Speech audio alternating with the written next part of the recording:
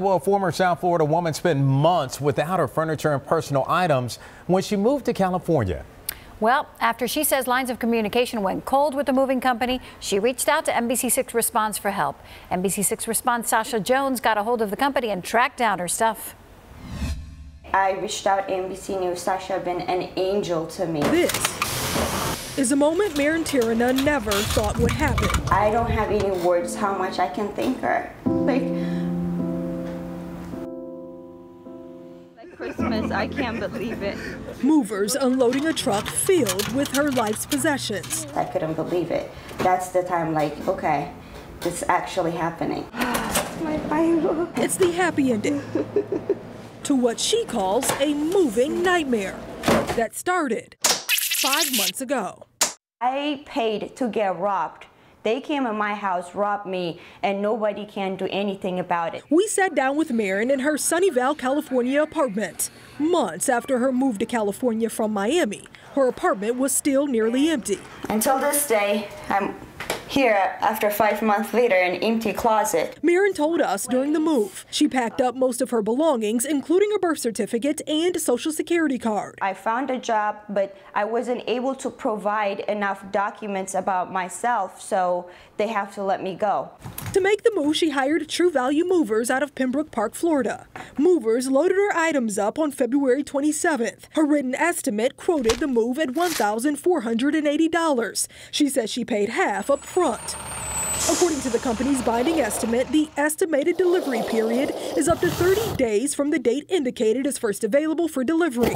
She says after notifying the company of her exact delivery address in March, she still did not have an exact delivery date. When the delivery period came and went, Maren filed complaints with the Federal Motor Carrier Safety Administration, Florida's Attorney General, and with the Better Business Bureau. But when she stopped hearing from the moving company, she called NBC6 Response. Someone has to be responsible for my entire life is missing. We went to a registered address for True Value Movers, but we found a different moving company there instead. The owner of that company told us that the owner of True Value Movers was fraudulently using his address. What took place next was a whole lot of back and forth. The owner of True Value Movers told us over the phone the items were in the hands of a third party in California. That third party delivery company in California told us Maren's belongings were in a storage warehouse near her home and back in the possession of True Value Movers. And after dozens of phone calls back and forth, Maren got the one phone call she was waiting on. Yes. The third-party delivery company delivered her items free of cost. All my pictures, my childhood memories, everything, my life. Maren is now passing on a valuable lesson. Anyone who out there, just be careful signing up for a moving company.